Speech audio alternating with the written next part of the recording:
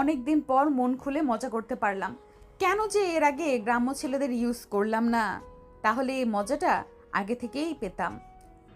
আপু, কি বলেন এইসব আপনি? আর যা আমার সঙ্গে আজ করলেন তার জন্য আপনি একদিন না একদিন পস্তাবেন। ধ্যাৎ, কি শুরু করলে বলো তো? তুই মজা পাস নাই যেখানে আমার দিকে সবাই হট দৃষ্টিতে তাকায়, একটাবার কাছে পাওয়ার জন্য তীব্র আকাঙ্ক্ষা করে, আর সেইখানে কিনা তুই কাছে পেয়েও কান্না করছিস? আপু, আমি অন্যান্য ছেলেদের মতো একদমই না। আমি তো আপনার দিকে ভালোভাবে তাকাইনি পর্যন্ত, আর আপনি কিনা আমাকে উঠে নিয়ে এসে। চুপ কর। এত ন্যাকা কান্না করছিস কেন? তুই বাহিরে যতই কান্না করিস না কেন, ভেতরে ভেতরে তো অনেক খুশি হয়েছিস। তোদের মতো ছেলেদের বোঝার বাকি নেই যে তোরা কি চাস। কথাটা বলেই স্বাধীনের মুখের উপর নেহা তার ব্যাগ থেকে টাকা বের করে ছুঁড়ে দিয়ে চলে যেতে যাবে, তখনই স্বাধীন উঠে নেহার হাত ধরে নিজের দিকে ঘুরায়। টাকাগুলো নেহার হাতে বুঝিয়ে দিয়ে বলে, আপু, আপনি আমাকে যেরকম ছেলে মনে করছেন আমি ওই রকম না। আপনি হয়তোবা টাকা দিয়ে দেহকে সুখ দেন, বাট আমি ওই রকম কেউ না। আপনার উচিত হবে ওই রকম কাউকে খুঁজে বের করার। আসি আমি। কথাটা বলে স্বাধীন সেখান থেকে চলে আসে। নেহা অবাক হয়ে যায়। ফকিন্নির বাচ্চার আবার অ্যাটিটিউড কি? সেই তো বিপদে পড়লে হাত পা জড়িয়ে ধরে টাকা চাইবে, আর ওর কাছে যাব না, অন্য কাউকে খুঁজে বের করতে হবে। কথাগুলো বলেই নেহা রুমের বাহিরে হয়, তখনই তার বান্ধবীরা আসে। কি রে, ছেলেটার ওইটা কেটে দিয়েছিস নাকি? কান্না করতে করতে চলে যাচ্ছে, আসতেও রাজি হচ্ছিল না। আরে কি বলিস তোরা? এসব ফকিন্নির বাচ্চা হয়ে এত অ্যাটিটিউড দেখায় তা বলার মতো না। সেই তো পাগল হয়ে পরে আদর করেছে, পরে কি হলো আল্লাহই জানে, কান্না করতেছিল।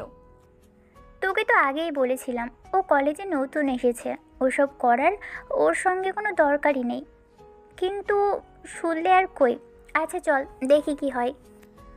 আচ্ছা চল। আর বাসায় এদেরকে একদমই আনা যাবে না। বাবা মা আজকে চলে আসবে, ফোন করেছিল, কখন যে আসে তাই অনেক ভয় পাচ্ছিলাম।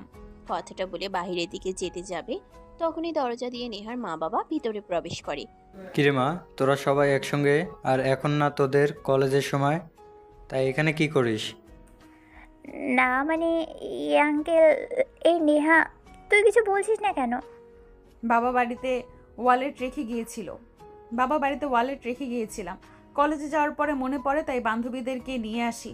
তা তোমরা এত সকালে চলে এসেছো, ফোন করে বললে যে তোমাদের ফ্লাইট বিকেলের দিকে, আসতে আসতে রাত হবে। আরে না, বলিস না, রাতের ফ্লাইটে 2টা সিট ফাঁকা ছিল, ওই টিকিট কেটেই চলে এসেছি। ও আচ্ছা, তাহলে বাবা তুমি যাও, আমরা কলেজে যাই। তারপর নেহা তার বান্ধবীদেরকে নিয়ে কলেজে চলে যায়। গিয়ে ক্লাস করে, কিন্তু স্বাধীন নেই।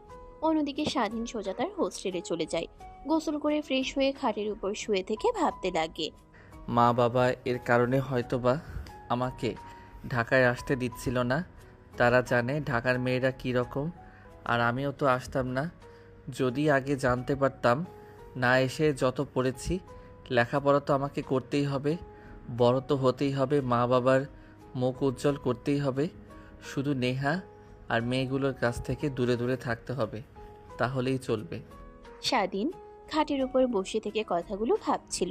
তখনই তার বন্ধু রুমে প্রবেশ করে স্বাধীনের কাছে এসে বলে, কিরে, তোকে নেহাপু আর ওর বান্ধবীরা উঠে কোথায় নিয়ে গিয়েছিল? সবাই কানাঘুষা করলো, উল্টোপাল্টা কথা বলল যে। স্বাধীন তার বন্ধুর উত্তরে কি বলবে বুঝতে পারে না, আমতা আমতা করতে থাকে। না মানে, মানে কিছু না, ওনারা এমনিতেই নিয়ে গিয়েছিল।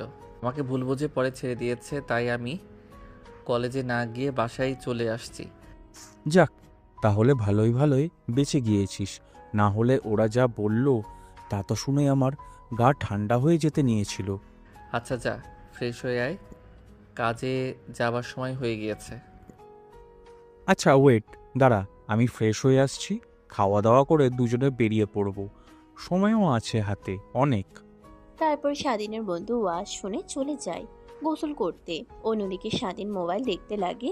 একটু পর স্বাধীনের বন্ধু গোসল করে বাইরে আসে, ফ্রেশ হয়ে খাওয়া দাওয়া করে। দুজনে বেরিয়ে যায় কাজের জন্য। আপনারা হয়তো ভাবছেন কিসের কাজ। ওরা পড়ালেখার পাশাপাশি হাত খরচ চালানোর জন্য পার্ট টাইম একটা রেস্টুরেন্টে জব করে। বলতে বলতে দুইজন রেস্টুরেন্টে চলে আসে। তারপর রেস্টুরেন্টে টি শার্ট পরিধান করে কাজ করতে লাগে। তখনই নেহা তার বান্ধবীরা কলেজ শেষ করে সে পথ দিয়ে যাচ্ছিল। তখনই নেহার বান্ধবী বলতে লাগে, নেহা দেখ তো, ওই ছেলেটা না, যাকে আজ তুই উঠিয়ে নিয়ে গিয়েছিলে, আমাদের তো কিছুই করতে দিলি না। নেহা গ্লাস নামিয়ে বাহিরে তাকায়, দেখে স্বাধীন রেস্টুরেন্টের মধ্যে কাজ করছে। ওই তো কিন্তু নামও মনে পড়ছে, স্বাধীন। আচ্ছা চল, ওকে একটু বাজিয়ে আসি। আর তোদের দিনই, কারণ নতুন ছিল, আমি দেখেই বুঝতে পারছিলাম, তাই আর ছেলেটার উপরে বেশি চাপ দেইনি। না হলে আবার কিছু হয়ে যেত, তখন কি হতো, আমাদের শুধু শুধু পুলিশের চক্করে পড়তাম। দেখ, আমি বলি কি, ছেলেটাকে আর না জ্বালায়ে ও কাজ করছে, ওর মতো কাজ করতে দে। আর নেহা, তোদের সবাইকেই বলছি, এই সব বাদ দে, বিয়ে করে নে, তখন আর বাহিরের ছেলেদের দিকে নজর যাবে না। স্বামী নিয়ে যত খুশি তত করিস। ধ্যাৎ, চুপ করতো। তা করলে তো করাই যায়, সমস্যা কি? বাট ছেলেরা যেমন এক গাড়িতে কখনো আসক্ত হয় না, তো আমরা কেন হব এক পুরুষে আসক্ত? দেখ, সব ছেলেরাই কিন্তু এক নয়। হ্যাঁ, তোকে একটা ছেলে চিট করেছে, তার মানে এই না সবাইকে এক ভাববি। তার আর তোদেরকে আমি কখনোই বুঝিয়ে বলতে পারবো না, তোদের যা ইচ্ছা তাই কর, বা আমি তোদের সঙ্গে আর নেই। আরে যা তো বাল ভিত্তু কোথাকার! আমাদের সঙ্গে এতদিন থেকেও তুই তোর মধ্যে থেকে একটু ভীতুগিরি গেল না? তারপর সবাই গাড়ি থেকে নেমে পড়ে। নেহার বান্ধবী যে ভয় পাচ্ছিল, সে নেমে রিক্সা নিয়ে তার বাড়ির দিকে চলে যায়। অন্যদিকে নেহা গাড়ি থেকে নেমে রেস্টুরেন্টে যায়। স্বাধীন নেহাকে আর তার বান্ধবীদেরকে দেখে ভয় পেয়ে যায়। তারপর নেহা আর তার বান্ধবীরা সবাই একটা টেবিলে গিয়ে বসে। স্বাধীন কোনো কাজ করছিল, তখন তার বন্ধু পিছন থেকে এসে বলতে লাগে, স্বাধীন, টেবিল থেকে অর্ডার নিয়ে আয়। দেখ ভাই, আমি ওদের কাছ থেকে অর্ডার নিয়ে আসতে পারবো না। একবার মরতে মরতে বেঁচে গিয়েছি, তুই যা, আমি পারবো না। আমি যে কাজ করছি ওটাই করি। দেখ, ওরা কেন এসেছে এইখানে সেটা আমি ভালো করেই জানি। প্লিজ তুই যা না ভাই, একবার তো ওদের সঙ্গে তোর পরিচয় হয়েছে, আমার তো তাও নেই।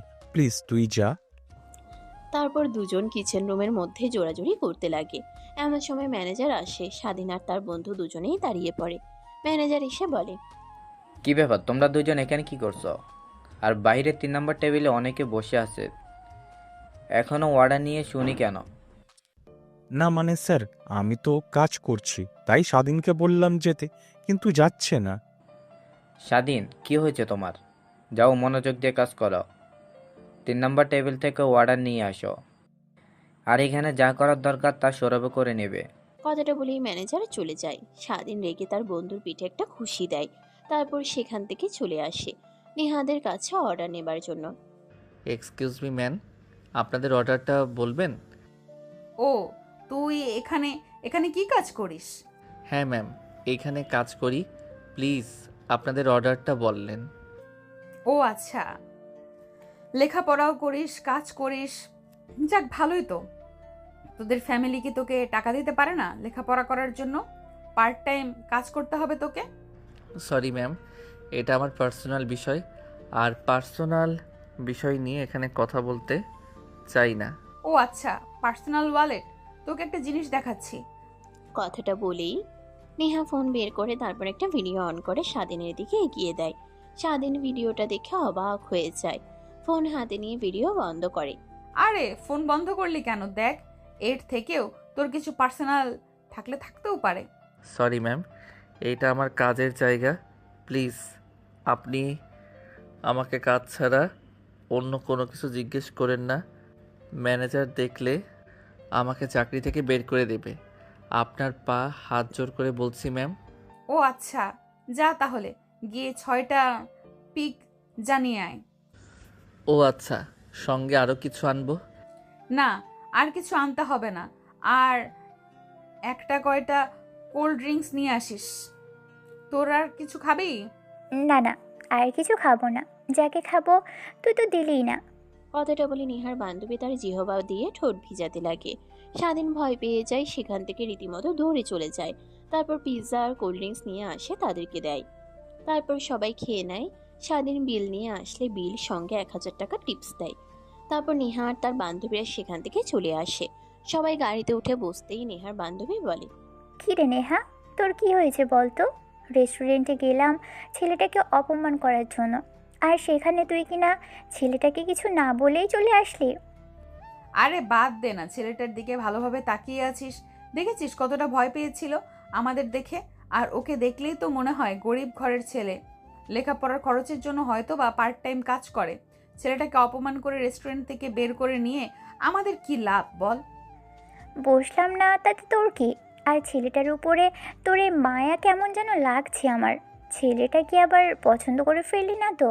দেখ, তোরাও না তুই কি বলিস, আমি আর পছন্দ দ্বিতীয়বার কাউকে বিশ্বাস করা আমার দ্বারা সম্ভব না।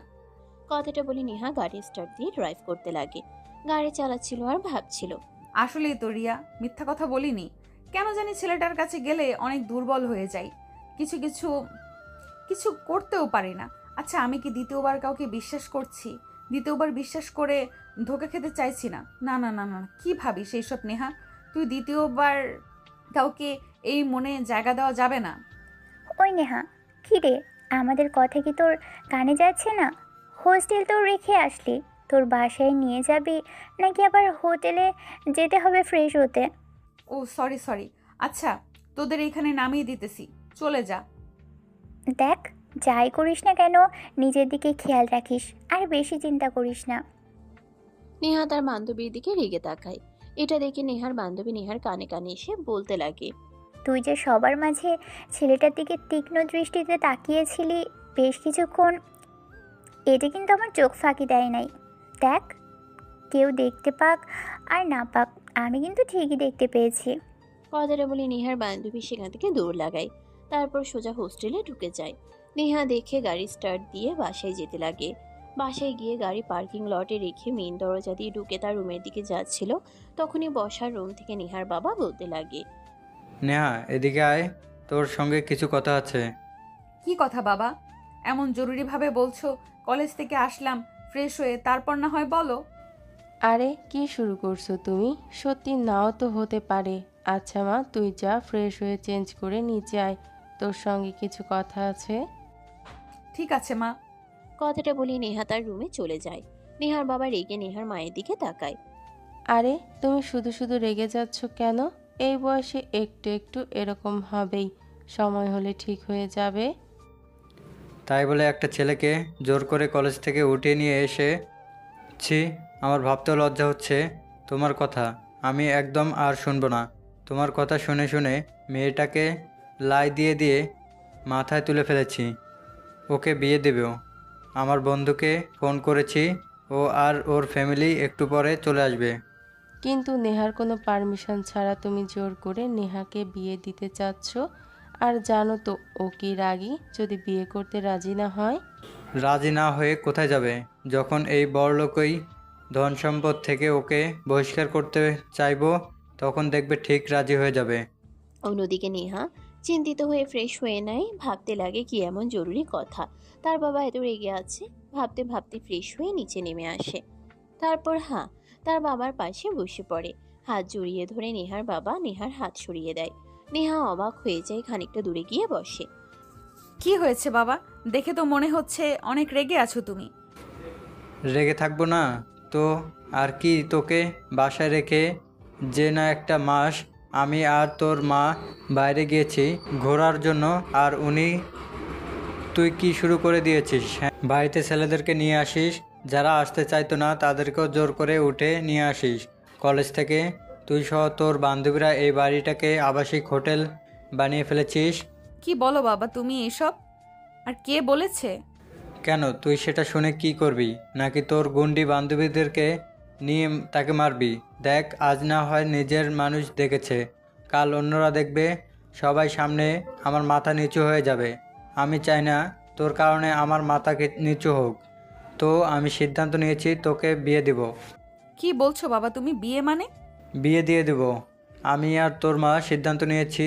আর রেডি হয়ে গিয়ে একটু পর আমার বন্ধু আর তার ছেলের আসবে তোকে দেখার জন্য। যদি পছন্দ হয় আজকে এঙ্গেজমেন্ট শেষ করে ফেলবে, তারপর দিনক্ষণ ঠিক করে তোদের বিয়ে দিয়ে দিব। দেখো বাবা, তোমার সিদ্ধান্তে আজ পর্যন্ত আমি দ্বিমত জানাইনি, কিন্তু আমি বিয়ে করতে পারবো না, এটাই আমার লাস্ট কথা। তুমি তোমার বন্ধু কি না কি কাকে কথা দিয়েছো সেটা আমি জানতে চাই না, আর তাদেরকে আসতেও মানা করে দাও। আমি জানতাম তুই এরকম কিছুই বলবি। তোর তো আর বিয়ে করতে মন চাইবে না। 1000টা ছেলে নিয়েছি, বাবা হয়ে বলতেও আর আমার লজ্জা করছে। আর তুই কিনা সেইখানে, তুই আর ছোট নেই যে তোকে বুঝিয়ে বলতে হবে। যদি বিয়েতে রাজি না হস তাহলে তোকে আমার ত্যায্য কন্যা করে দেব। টাকা থাকলে বৃদ্ধ বয়সে যে কেউ আমাদের দেখবে। ও তাই, আচ্ছা ঠিক আছে, তোমাদের কার্যকন্যা করতে হবে না, আমি নিজেই বাসা থেকে চলে যাব। আর তোমাদের তো অভ্যাস আছেই, ফুপিকে বাসা থেকে তাড়িয়ে দিয়েছিলে না, কি যেন কাজের ছেলেকে বিয়ে করার জন্য ত্যায্য কন্যা করে দিয়েছিলে নানু, সেই অভ্যাস তোমাদের মধ্যেও আছে। থাকো তুমি তোমার ধন সম্পদ নিয়ে, আমি বের হয়ে গেলাম। নেহা কথাটা রেখে বলে। নেহার মা নেহার কাছে গিয়ে বসে বুঝাতে লাগে। দেখ মা, আমি তো আর তোর খারাপ চাই না। তোর বয়স হয়েছে, আর তুই যা করেছিস তোর বাবা শুনে অনেক কষ্ট পেয়েছে, তাই বিয়ে দিতে চাইছে। তুই যদি বিয়ে করতে না চাস তাহলে সমস্যা নেই, কিন্তু এইসব আর প্লিজ করিস না। আর যদি পছন্দ করা ছেলে থাকে তাহলে বল, আমরা বিয়ে দিয়ে দিয়েছি। তোমার আর কথা বলতে হবে না। আমি যা বলেছি তাই ওকে বিয়ে করতে হবে, না হলে এই বাড়ি থেকে চলে যেতে হবে। তারপর নেহার মা নেহাকে বুঝিয়ে বলতে লাগে। নেহা বুঝতে পারে, বিয়েতে রাজি হয়, কিন্তু তার মাথায় কোনো রকম প্ল্যান বিরাজ করে। তারপর নেহা তার রুমে চলে যায়, ফ্রেশ হয়ে রেডি হতে লাগে। নেহার বাবা মেয়ের মতিগতি একদমই বুঝতে পারেন না। এর আবার কি হলো? এই বিয়েতে রাজি হতে চাইছিল না, এখন আবার বিয়ে করার জন্য রেডি হতে যাচ্ছে। তোমার মেয়ের মাথায় যে কি বুদ্ধি ঘুরপাক খাচ্ছে আল্লাহ জানে। ধ্যাত, তুমিও না শুধু শুধু মেয়েকে ভুল বোঝো। ভুল বোঝা বাদ দাও, হয়তো বা নিজের ভুল বুঝতে পারছে তাই রাজি হয়েছে।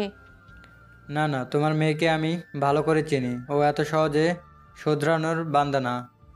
তুমি বসে থাকো, তোমার সন্দেহ নিয়ে আমি গেলাম। কথাটা বলেই নেহার মা উঠে কিচেন রুমে চলে যায় রান্না করার জন্য। কোনোদিকে নেহার রুমে গিয়ে রেডি হতে লাগে, অন্যদিকে স্বাধীন। কিরে নেহা আপুরা তোকে টিপস দিয়ে গেল আর তোর সঙ্গে কিছু করলেও না? স্বাধীন নিজে যেন অবাক হয়ে যায়, ভেবেছিল আজ তার এই চাকরির শেষ দিন। কিরে তোকে এত করে বলছি, কথা কানে যায় না? ওরা তো কেউ অপমান না করেই চলে গেল। আমি কি জানি আমাকে বলছিস কেন?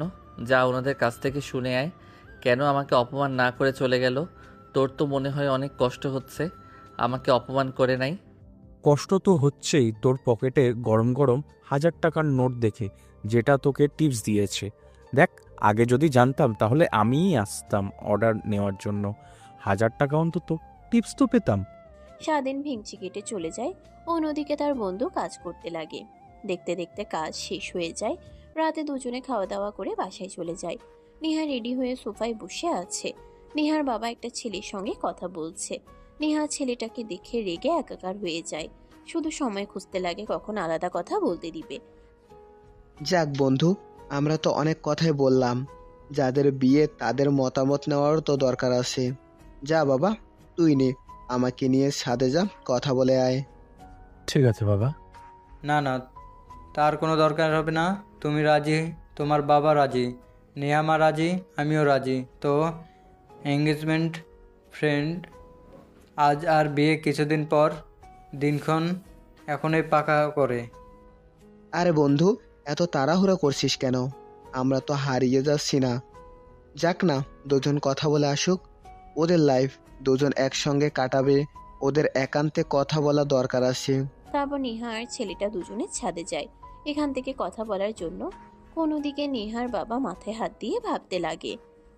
যাক, এখন যে কি হয়, মনে হয় তো নেহা এই বিয়েতে রাজি হবে না। ছেলেটা কি উল্টাপাল্টা কিছু না বললেই হয় এখন। কিরে, কই হারিয়ে গেলি? ভাবি চা করে নিয়ে এসেছে, তোকে বলছি নেবার জন্য নে। ও সরি। অন্যদিকে ছেলেটা আর নেহা তো দুজনে ছাদে যায়।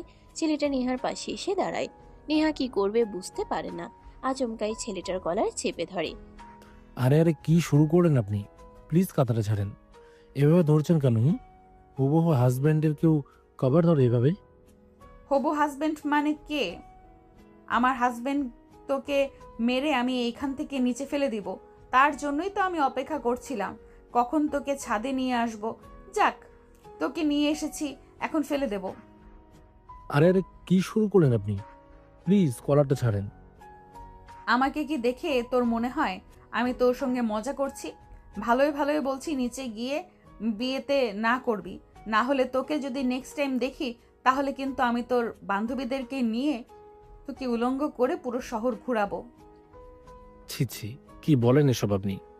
তার মানে আমি বুঝতে পারছি আপনার এই বিয়েতে কোনো মত নেই, তাই আঙ্কেল চাচ্ছিল না যে আমি আর আপনি একসঙ্গে কথা বলি। এই তো ভালো ছেলের মতো বুঝতে পারছিস। এখন নিচে যাবি আর তুই আঙ্কেলকে মানা করে দিবি যে তুই বিয়ে করতে পারবি না। আর যদি রাজি হোস তাহলে কি বললাম মনে আছে তো নিশ্চয়ই? ছেলেটা মাথা দিয়ে হ্যাঁ বোঝায়। নেহার ক্রমশই রাগ কমতে লাগে।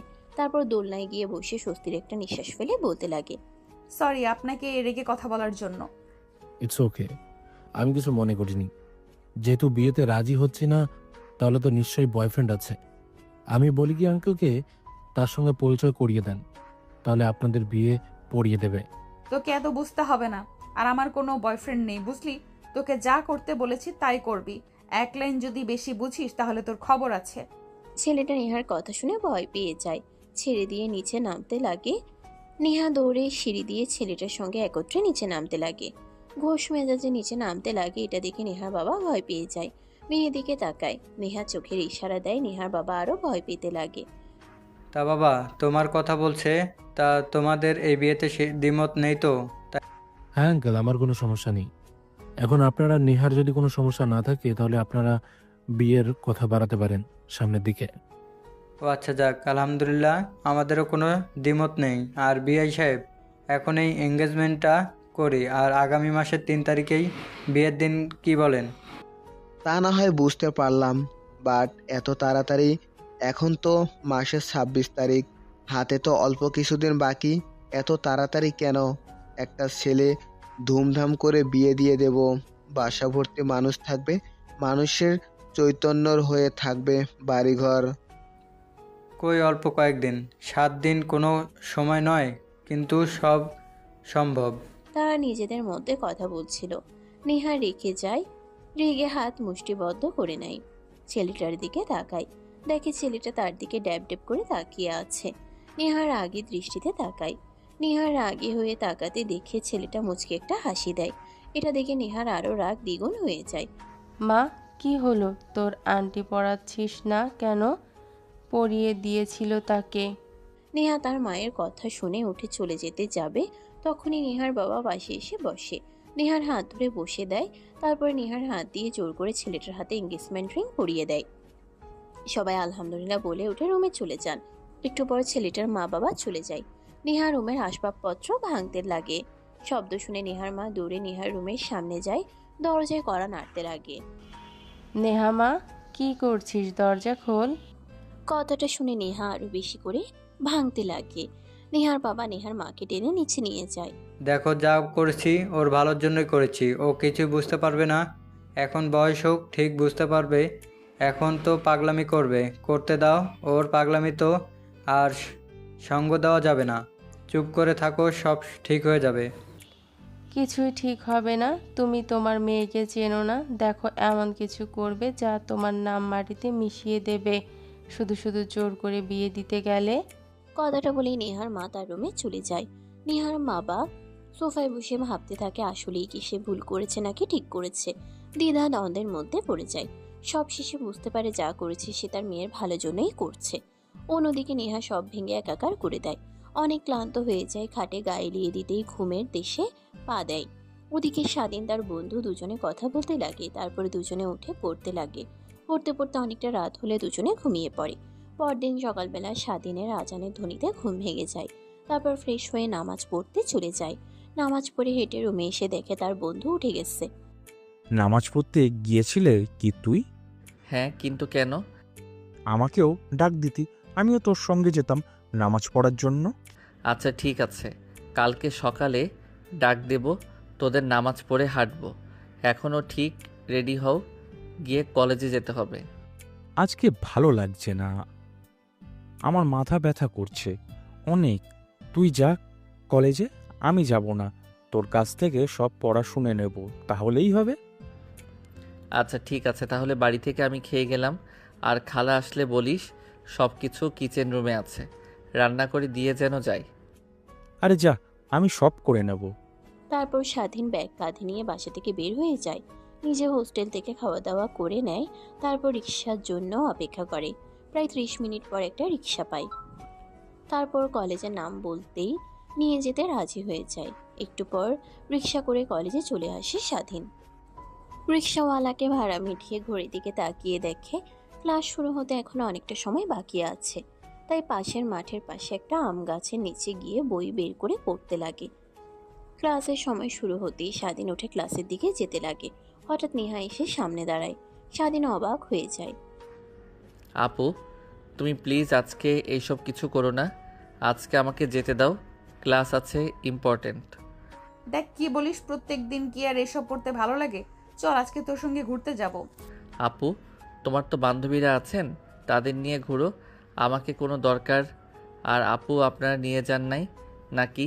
প্লিজ, আর বোঝেন না একটু? স্বাধীনের বাচ্চা সুলভ কথা শুনে সবাই হাসতে লাগে। স্বাধীন হতভম্ব হয়ে যায়, কি বলবে নিজেও বুঝতে পারে না। ব্যাগ কাঁধে নিয়ে দৌড় দেয় ক্লাসের দিকে। এই তোরা দেখছিস কি? ধর একে, পালাচ্ছে। ধর ধর। তারপর সবাই স্বাধীনের কিছু করতে লাগে। একটু দূরে গিয়ে স্বাধীনকে ধরে ফেলে। আপু প্লিজ আমাকে ছেড়ে দেন, যদি না ছেড়ে দেন তাহলে প্রিন্সিপাল স্যারের কাছে গিয়ে আপনার নামে বিচার দেব যে আপনি আমাকে জোর করে কলেজ থেকে নিয়ে গিয়ে। বল বল, থেমে গেলি কেন? কলেজ থেকে নিয়ে গিয়ে কি যেন বলতে নিয়েছিলি, আর প্রিন্সিপাল স্যার আমাকে কিছুই বলবে না। তুই যতই বলিস না কেন, কারণ এই কলেজের 50%-এর মালিক আমার বাবা। নেহার কথা শুনে স্বাধীন শুকনো ঢোক গেলে। সে বুঝতে পারে তার আর বাঁচার কোনো উপায় নেই। আপু, কি শুরু করেছেন আপনি? বলেন তো প্লিজ, আমাকে ছেড়ে দেন। আর আমার এসব করতে ভালো লাগে না। আপনি অন্য কাউকে দেখেন। দেখেন, আমার মা বাবা অনেক স্বপ্নেই আমাকে ঢাকায় পাঠিয়েছে লেখাপড়া করার জন্য। আমি তাদের স্বপ্ন পূরণ করতে চাই। প্লিজ আমাকে ছেড়ে দেন। এই তোরা স্যার ওকে আর কেউ ধরবি না। আর শোন, আমি তোকে কোনো ক্ষতি করব না। লাস্ট একটা কথা বলবো, তুই রাখবি না, রাখলেও সমস্যা নেই, জোর করে করব। জি আপু বলেন, আমি যথাসম্ভব চেষ্টা করব আপনার কথা রাখার। বেশি কিছু না, তোকে আমার বিয়ে করতে হবে। দেখ, আমাদের মধ্যে যা হয়েছে তার কিছুই হবে না, মানে শুধু বিয়ের কাজে কিছুই নয়। তুই আমার সাথে বাবার কাছে যাবি, তারপর বলবি যে তুই আমাকে পছন্দ করিস আর আমরা বিয়ে করে নিয়েছি, তাহলেই হবে। কি বলেন ম্যাম? সরি, পারবো না। আমি এত বড় মিথ্যা কথা বলতে আর বিয়ে জিনিসটা নিয়ে মশকরা একদমই করতে হয় না। এই তোরা দেখছিস কি? ধর ওকে। বুঝতে পারছি সোজা আঙুলে ঘি উঠবে না, আঙুল বাঁকাতেই হবে। না না, কেউ ধরবে না প্লিজ। আচ্ছা আমি রাজি বিয়ে করতে আমি রাজি, বাট আমার কিছু শর্ত আছে। হ্যাঁ বল। আপু, তোমার সঙ্গে আমি একই রুমে থাকতে পারবো না, আর তোমার মা বাবার কাছে গিয়ে আমি কিছুই বলতে পারবো না। যা বলার তুমি বলবে। আর আরেকটা কথা, আমার কোনো ক্ষতি যেন না হয়। যদি হয় তাহলে আমি সত্যি কথা যখন বলে দেব। দেখ, তোকে এইসব নিয়ে কিছু ভাবতেই হবে না। তুই চুপচাপ আমার সাথে যাবি, বিয়ে করবি, বাবা মাকে বলবো যা বলার দরকার আমি। তারপর নেহার বান্ধবীরা স্বাধীনকে ধরে নিয়ে গাড়ির কাছে যায়। তারপরে গাড়ি স্টার্ট দিয়ে কাজী অফিসের সামনে দাঁড়ায়। তারপরে এক এক করে সবাই নেমে কাজী অফিসে যায়। নেহা আর স্বাধীনের বিয়ে পড়িয়ে দেয়। আপু, এখন আমাকে কি করতে হবে? এখন আমি আমার বাসায় যাব তোকে নিয়ে। বাবা মাকে পরিচয় করিয়ে দিব যে তুই আমার বিয়ে করা হাজব্যান্ড, আর আমি যা বলবো তুই মাথা দিয়ে শুধু হ্যাঁ হ্যাঁ বলবি। বাবা যদি কিছু প্রশ্ন করে তোকে কিছু বলার দরকার নেই, যা বলার আমি বলবো, তুই শুধু শুনবি। আর হ্যাঁ, যতদিন আমি না বলবো ততদিন তুই আমার বাসা থেকে আসতেও পারবি না। যদি আসিস আর মা বাবাকে সত্যি কথা বলিস তাহলে তোকে কলেজ থেকে বের করে দিব, আর তোকে জ্যান্ত পুঁতে রাখবো এখানে। কিন্তু আপু। কোনো কিন্তু শুনতে চাই না আমি যা একবার মুখ দিয়ে বের করি তা করে ছাড়ি। এখন চুপচাপ করে আমার সাথে যাবি। গাড়িতে উঠতে যাবে তখনই নেহার নজর একজনের দিকে যায়। নেহা গাড়িতে না উঠে তার বান্ধবীদের কানে কানে কিছু একটা বলে। তারপর নেহা গাড়িতে উঠে বসে। একটু পর নেহার বান্ধবীরা সবাই মিলে একটা ছেলেকে ধরে নিয়ে আসে। নেহা গাড়ির থেকে নেমে দাঁড়ায়। ও, তুমি আগে বললেই হয়, তাহলে আমি চলে আসতাম। বলতেই তো পারতেন যে হুবহু আমাকে ডাকছে। তাহলে কি আর আপনাদের এভাবে জোরাজোরি করে আমাকে ধরে আনতে হয়? ছেলেটার কথা শুনে ঠাস ঠাস ছেলেটার চোখ থেকে চশমাটা খুলে খানিকটা দূরে গিয়ে পড়ে। স্বাধীন গাড়ি থেকে সব দেখে তাকিয়ে তাকিয়ে। খুব শখ তোর, তাই না, আমাকে বিয়ে করার? তোর বিয়ে আজ আমি খোঁচাচ্ছি। ভালোই ভালোই বলেছিলাম যে নিচে গিয়ে সবাইকে বিয়েতে না বলে দিবি, আর উল্টো কি করলি? তুই যে সবাইকে হ্যাঁ বললি, এর উত্তর দেখেছিস? এক মার মারতে মারতে যে পর্যন্ত না রক্ত বের হয় সেই পর্যন্ত ছাড়বি না। নেহার কথা শুনে তার বান্ধবীরা গাড়ি থেকে হকি স্টিক বের করে ছেলেটাকে মারতে লাগে। মারতে মারতে রক্তাক্ত হয়ে যায়, মাটিতে লুটিয়ে পড়ে। এক পর্যায়ে ছেলেটাকে আত্মরা করে ফেলে। স্বাধীন গাড়িতে বসে সব দেখছিল, কিন্তু কি করবে, কিছু করার নেই। তার এক পর্যায়ে নেহা ছেলেটার কাছে গিয়ে বসে কানে কানে বলে, তোকে জীবিত ছেড়ে দিলাম তুই বাবার বন্ধুর ছেলে, তার জন্য। না হলে তোর লাশ এখান পর্যন্ত যেত। আর হ্যাঁ, তুই যদি তোর এই দশা কি করেছে আর আমার কথা বলিস, তাহলে সেই দিন বাঁচতে পারবি না। তারপর নেহা গাড়িতে উঠে বসে, স্টার্ট দিয়ে যেতে লাগে। নেহার বান্ধবীরা হাত ধুয়ে নেয়। স্বাধীন ভয়ে কাঁদতে লাগে। এটা দেখে নেহার বান্ধবী বলে, দুলা ভাই, এভাবে কাঁপছেন কেন? আপনাকে ভয় পেতে হবে না। আপনাকে কিছুই করব না। চেয়েছিলাম আপনার সঙ্গে একটু এনজয় করব, যে হট গুড লুকিং দেখতে, কিন্তু কি আর করার, নেহাত তো আপনাকে বিয়েই করে নিল। ওই, তুই আমার হাজবেন্ডের দিকে নজর দিস কেন? তোর কিন্তু চোখ উপড়ে ফেলবো আমি। সরি সরি সরি, আমাকে ক্ষমা করে দে বান্ধবী। তারপর নেহা অস্ত্রের সামনে গাড়ি দাঁড় করলে তার বান্ধবীরা নেমে যায়। নেহা গাড়ি চালিয়ে বাসায় না গিয়ে নদীর পাড়ে নিয়ে গিয়ে গাড়ি দাঁড় করায়। আপু, আপনি না বললেন যে আপনার মা বাবার কাছে নিয়ে যাবেন, আমাকে পরিচয় করিয়ে দেবেন, তাই এখানে নিয়ে এসেছেন কেন? এমনিতেই আমার যে কোনো মন অনেক খারাপ, তখন এখানে বসে থাকি। ও আচ্ছা, মন অনেক খারাপ আপনার, তা কী কারণে জানতে পারি? নেহা কিছু না বলে খানিকটা দূরে গিয়ে বেঞ্চের উপরে বসে পড়ে। স্বাধীনের মনে অনেক প্রশ্ন ঘুরপাক খেতে লাগে, তাই নেহার পাশে বসে পড়ে।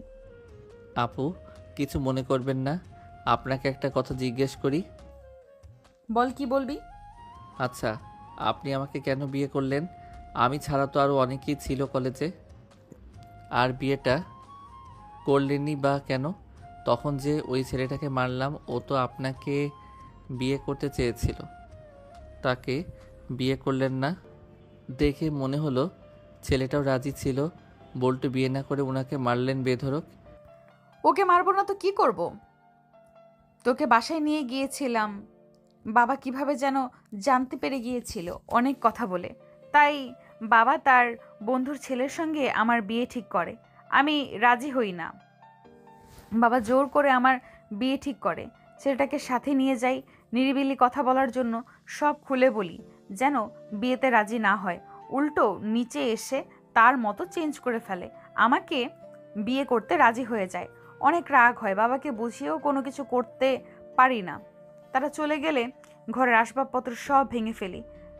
বাবা মা দেখেও যেন না দেখার ভান করে থাকে, তাই কোনো কিছুই মাথায় আসে না। তখনই তোর কথা মনে পড়ে, তাই ভাবলাম তোকে বিয়ে করি। মা বাবার সামনে নিয়ে গিয়ে দাঁড় করাই যে আমি আর তুই একে অপরকে ভালোবাসি। এইটা বললেই পারতেন, আমাকে অযথা বিয়ে করার কি দরকার ছিল? তুই আমার বাবাকে জানিস না, সে অনেক চালাক। এমনিতেই তার কোম্পানি বাংলাদেশের টপ 10-এ আসেনি, অনেক হার্ডওয়ার্ক করে এসেছে।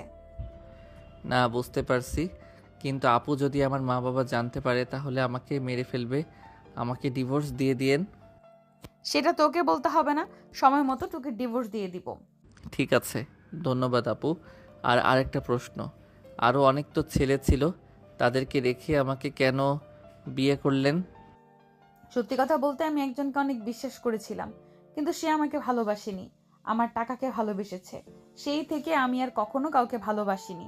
আর আমার বান্ধবীরা প্রতিনিয়ত ছেলেদের নিয়ে ফুর্তি করত, তাই আমারও একটু ইচ্ছে হয় আর তোকে তুলে নিয়ে আসি।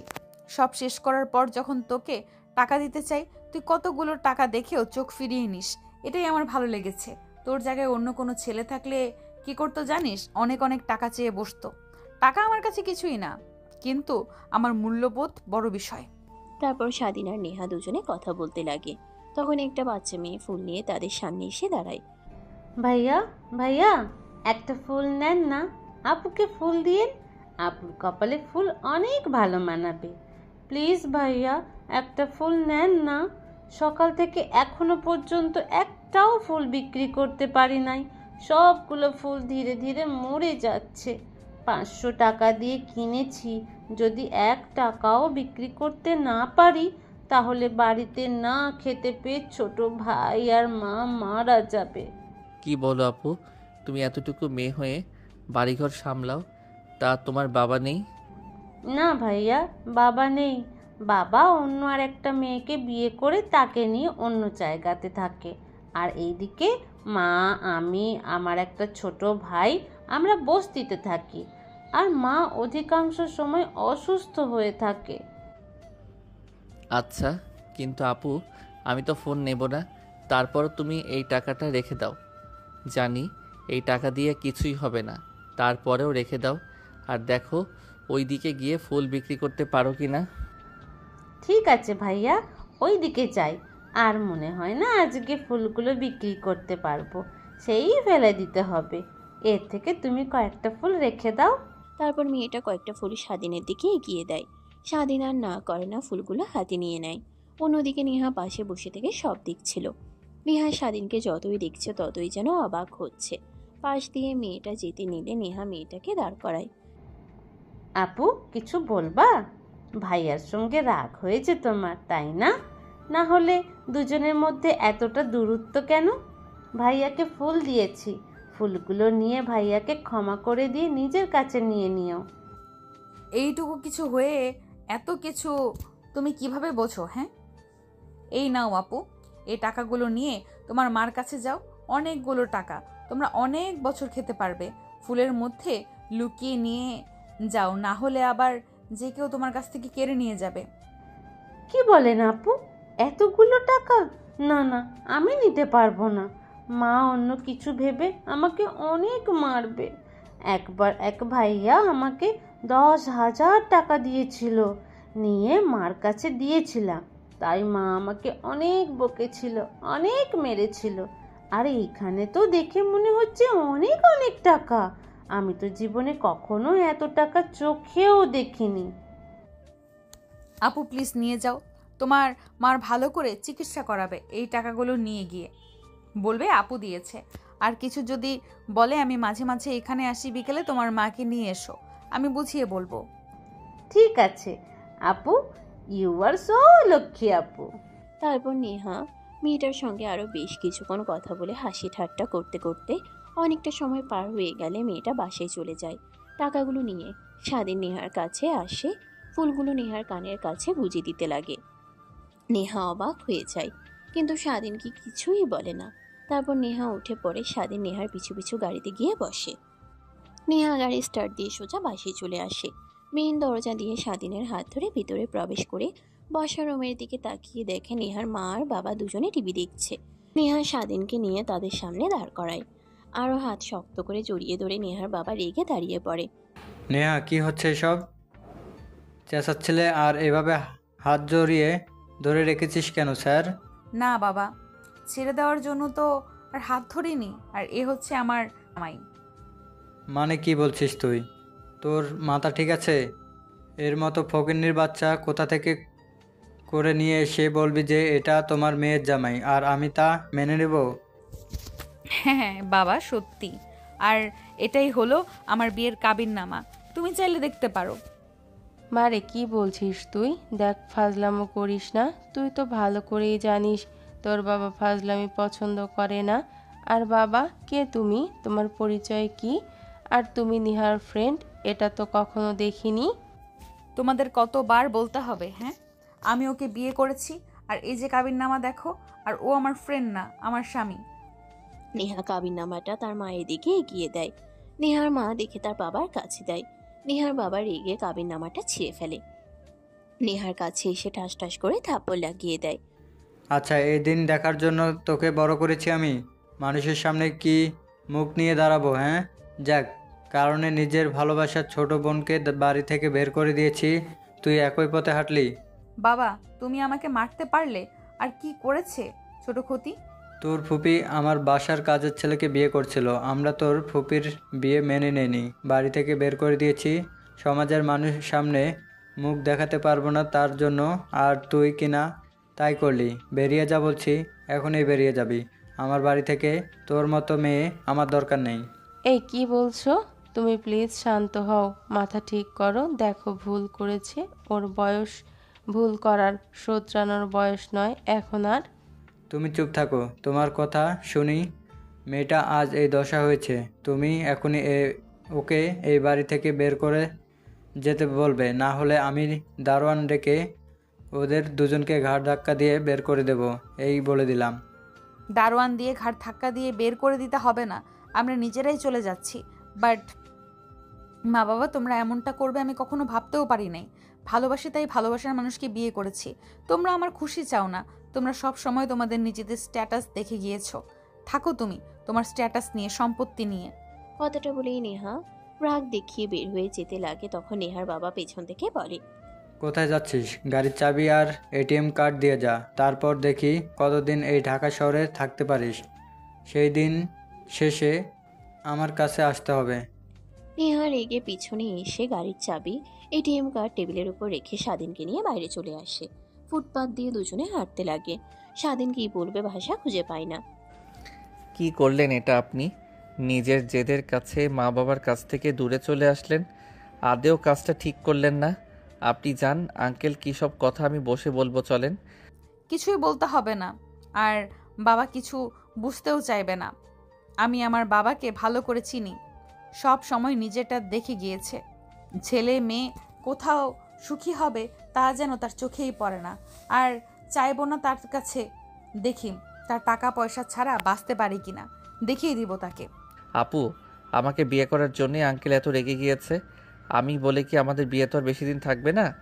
অভিনয়ের বিয়ে, কিছুদিন পর তোমাকে ডিভোর্স দিয়ে দিবে। বাবার মনে কষ্ট না দিয়ে ধরে না থেকে যান, আঙ্কেলকে গিয়ে খুলে বলুন। চুপ করবি তুই? এত বেশি কথা বলছিস কেন? এমনিতেই ভালো লাগছে না, তার উপর তোর ঘ্যান ঘ্যান। চুপ করবি? হাঁটতে হাঁটতে নেহা ফুটপাতে বসে পড়ে। স্বাধীন নেহার পাশে বসে পড়ে, কোনো কথাই বলে না।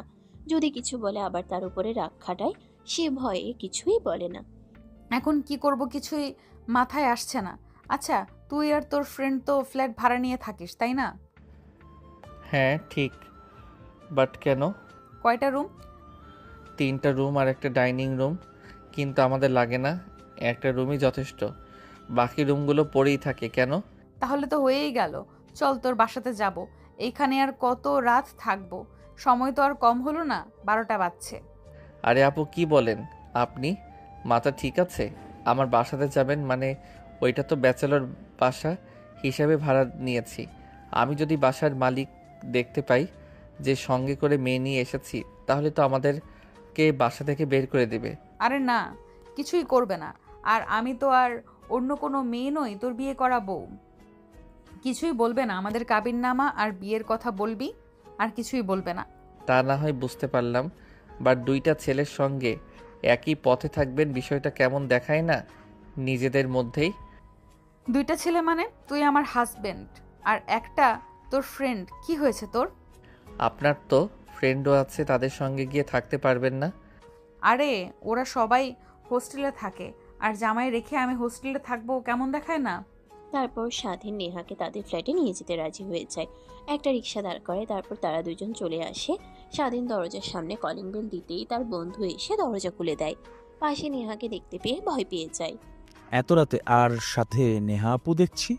আর তোর ফোন কোথায়? এতবার ফোন করছি কিন্তু তোর ফোন বারবার বন্ধ দেখাচ্ছে। বাবা, তুই এসেছিস? আমরা কখন এসেছি, কিন্তু তোর তো কোনো নামগন্ধই নেই। এত রাত পর্যন্ত বাহিরে কি করিস? না বাবা, মা বাবা তোমরা এখানে? স্বাধীন এইখানে তার মা বাবাকে দেখতে পেয়ে অবাক হয়ে যায়। বড় বড় করে তাকিয়ে থাকে, কি বলবে ভাষাই হারিয়ে ফেলে। বাবা, এই মেয়েটা কে তোর হাত ধরে আছে? স্বাধীন কিছু বলতে যাবে এর আগে নেহা মাথায় ওড়না দিয়ে স্বাধীনের হাত ছেড়ে নেহা স্বাধীনের মায়ের পাশে সালাম করতে লাগে। স্বাধীনের মা অবাক হয়ে নেহাকে উঠিয়ে দাঁড় করায়। কে মা তুমি? মা আর বলবে না, আপনার ছেলে বিয়ে করেছে বললাম, এখন দরকার নেই, সবাইকে জানিয়ে ধুমধাম করে না হয় পরীক্ষার পরে বিয়ে করব। কিন্তু না, আমার কথা আর শুনলো কই, জোর করে কাজী অফিসে নিয়ে গিয়ে বিয়ে করলো। ভালোবাসি তার কারণে, আর আমিও কিছু বলতে পারলাম না। নেহার কথা শুনে স্বাধীন অবাক হয়ে যায়, বড় বড় দৃষ্টিতে নেহার দিকে তাকিয়ে থাকে। পাশে স্বাধীনের বন্ধু সেও অবাক হয়ে যায়। বিয়ে করেছো মানে? আচ্ছা ঠিক আছে, ভিতরে আসো তোমরা। তারপর স্বাধীন আর নেহা দুজনে ভিতরের রুমে প্রবেশ করে। স্বাধীনের মা দরজা আটকে স্বাধীনের দিকে বড় করে তাকিয়ে থাকে। স্বাধীন কি বলবে ভাষা হারিয়ে ফেলে, সে ফেঁসে গিয়েছে। তোকে এত বড় করেছি এই দিন দেখার জন্য? এর কারণেই তোকে আমি ঢাকায় আসতে দিচ্ছিলাম না। জানি তুই এরকম কিছু করবি, আমাদের কথা তোর একবারও মনে পড়লো না? মা প্লিজ এইভাবে ওনাকে বকবেন না, ওর কি দোষ বলেন? আমার বাসাতেও আমার বিয়ের জন্য প্যারা দিচ্ছিল, আর আমার জন্য ছেলে দেখা শুরু করেছিল।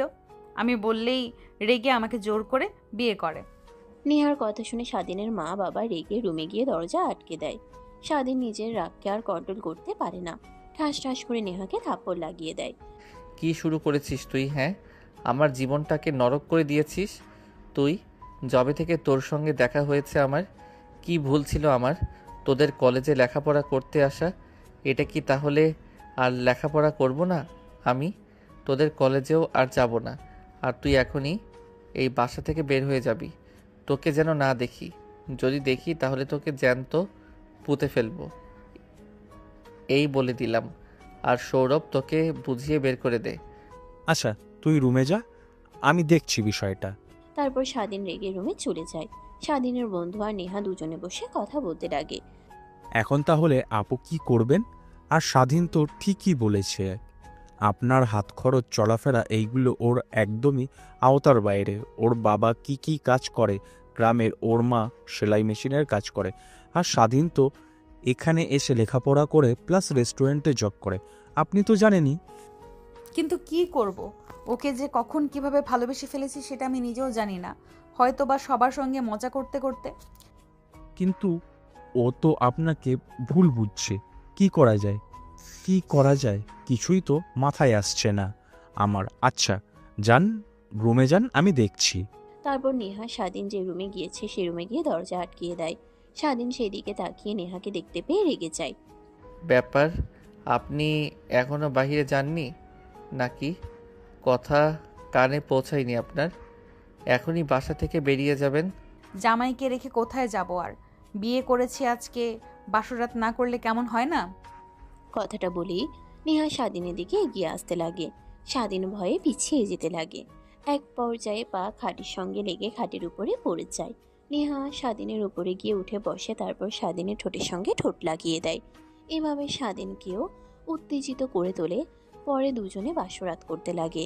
পরের দিন সকালবেলা স্বাধীনের ঘুম ভেঙে যায়। উঠে বাহিরে আসে, দেখে তার মা বাবা চলে যাচ্ছে ব্যাগ গুছিয়ে। স্বাধীন তার মায়ের কাছে গিয়ে পা জড়িয়ে ধরে কান্না করতে লাগে আর বলতে লাগে, মা প্লিজ তোমরা যেও না, আমাকে ভুল বুঝো না। আর জানো নেহা কি তোমার ভাইয়ের মেয়ে, তোমার ভাস্তি হয়। কি? ইমরানের মেয়ে মানে? হ্যাঁ মা, তোমাদের নেহাকে আর আমাকে বের করে দিয়েছে। কি? তাহলে আমার ফুপি তুমি এতদিন কোথায় ছিলে? তুমি জানো মা বাবা তোমাকে কত খুঁজেছে, কিন্তু কোথাও খুঁজে পায়নি। তখনই দরজায় কলিং বেলের শব্দ হয়। স্বাধীনের বন্ধু গিয়ে দরজা খুলে দেয়। তখনই ভিতরে প্রবেশ করে নেহার মা আর বাবা। স্বাধীন আর নেহা যতটা অবাক না হয়, নেহার মা আর বাবা তার থেকেও বেশি অবাক হয়। মুক্তি, ছোট বোন আমার, তুই এখানে? হ্যাঁ আমি, আর স্বাধীন হলো আমার ছেলে। সত্যি? যাক, ভালোই হলো। আর তুই কোথায় ছিলি এত বছর? এত খুঁজলাম, এত জায়গাতে দেখলাম, কিন্তু কোথাও থেকে খুঁজে পেলাম না। গ্রামে ছিলাম, স্বাধীন আসছি, আর তোদের জন্য অনেক অনেক দোয়া রইল, সুখে সংসার কর। কথাটা বলে স্বাধীনের মা আর বাবা চলে যেতে যাবে, তখন নেহার বাবা গিয়ে স্বাধীনের মায়ের পা জড়িয়ে ধরে স্বাধীনের মা খানিকটা দূরে চলে যায়।